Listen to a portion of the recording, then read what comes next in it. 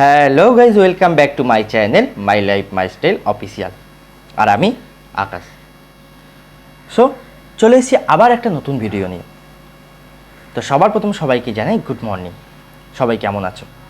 আশা করি সবাই খুব ভালো আছো, আমিও খুব ভালো আছি।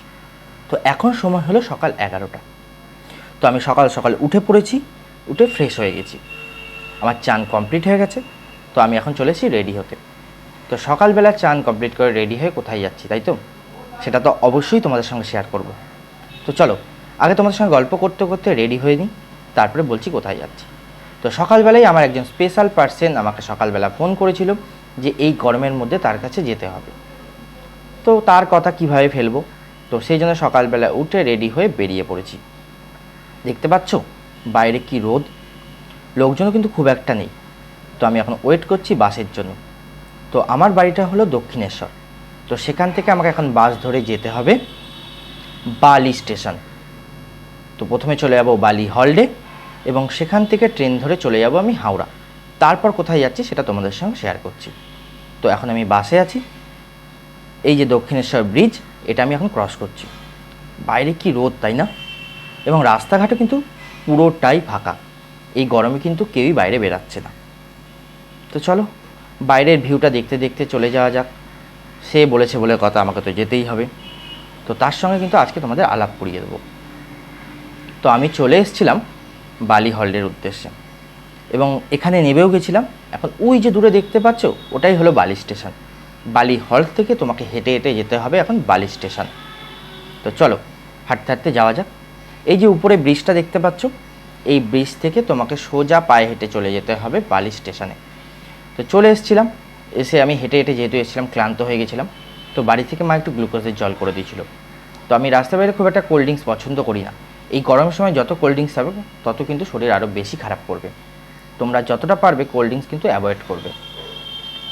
তো চলো এখন ওয়েট করছি ট্রেনের জন্য।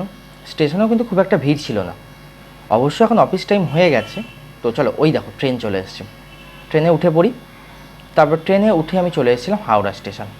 হাওড়া স্টেশনে দেখতে পাচ্ছ মোটামুটি কিন্তু ভিড়। এই হাওড়া স্টেশনে শীত বলো, গ্রীষ্ম বলো, বর্ষা বলো, সব সময় কিন্তু তুমি লোক দেখতে পাবে। এখানে কিন্তু অল টাইমই ভিড় হয়। তো এখন আমি যাব বাইরে বাসের উদ্দেশ্যে। বাইরে যে বাস স্ট্যান্ড আছে সেখান থেকে বাস ধরবো, তারপর যাব আমি কলকাতা বেহালা। তো সেখানেই আমার গন্তব্যস্থল আজকে। তো একটু ওয়েট করছিলাম, তারপর বাস চলে এসেছিলো, বাসে উঠে পড়েছিলাম। তো চলো বাসে করে যাওয়ার পর মোটামুটি আমি চলে এসেছি আমার গন্তব্যস্থলে। এই সেই মহান ব্যক্তি যার জন্য আমাকে এই রোদে গরমে কষ্ট করে আসতে হয়েছিল। সে অপেক্ষা করছিল আমার জন্য সকাল থেকে। তো অবশ্যই তার কাছে তো আসতেই হবে, যেহেতু সে সকাল সকাল জানিয়েছে আসতে, তার কথা কি করে ফেলি বলো। তো চলে এসে আমরা অনেকক্ষণ ধরে খেললাম, গল্প করলাম, তারপরে লাঞ্চ কমপ্লিট করে নিলাম। এখন আমাদের বেরানোর টাইম হয়ে গেছে। তো বেরানোর সময় এই ব্যক্তিটা, সে পেছন ছাড়ছিল না, সেজন্য তাকে একটু আদর করে নিচ্ছিলাম। এবং তার সঙ্গে শুধু সে নয়, ঘরে যে হুলো বেড়ালটা ছিল সেটাও কিন্তু কোমর বেঁধেছে। তার সঙ্গে দেখা করার কথা ছিল, দেখা করা কমপ্লিট হয়ে গেছে। সে এখন বলছে সে নাকি আমার সাথে আমার বাড়িতে যাবে। যেমন কথা তেমন কাজ, সে ব্যাগ গুছিয়ে বেরিয়ে পড়েছে আমার সাথে। তো আমরা বেরিয়ে পড়েছিলাম, বেরিয়ে রাস্তায় এসে একটু মোমো খেয়ে নিয়েছিলাম, খেয়ে চলে এসেছিলাম বাস স্ট্যান্ডে। তো এই বাসটা আমি আজকে ফার্স্ট টাইম ট্রাই করছি। আমার মাসি মানে বেহালা থেকে নাকি ডাইরেক্ট এই বাসটা দক্ষিণেশ্বর অবধি আসে। তো এটা কোনো সময় আসেনি। তো বাসটা যেহেতু টোটালটাই খালি ছিল, পুরো খালি ছিল, তো ও দেখে খুব মজা পেয়ে গেছে। সব সিটগুলোতে একবার করে বসছে, বলছে এইটা নেবো, এইটা নেবো, এইটা নেবো বলে সব কটা সিটে একবার করে বসে বসে মজা নিচ্ছিল এবং তার সঙ্গে একটু হালকা নিচেও নিচ্ছিল। কিন্তু বুঝতে পারছিল না এই বাসটার জার্নিটা কী হবে, কতক্ষণ ধরে যেতে হবে। ভাবছিলাম নাচ নাচ, তারপরেই তো বুঝবি, বাসটা যখন ছাড়বে তারপরেই তো জানবি আসল মজাটা। যেমন কথা তেমন কাজ, নাচ নাচ, আরও বেশি বেশি করে নাচ। সকালবেলা আমরা সন্ধ্যাবেলা আমরা তখন 7টার সময় ধরেছিলাম বাসটা। এখন অলরেডি 10টা বেজে গেছে, এখনও কিন্তু আমরা বাসে আছি, বাস থেকে কিন্তু আমরা নামতে পারিনি। তো দুজনেই ফুল টায়ার্ড হয়ে গেছি, ভাবছি কখন বাড়ি আসবে আর কখন নামব।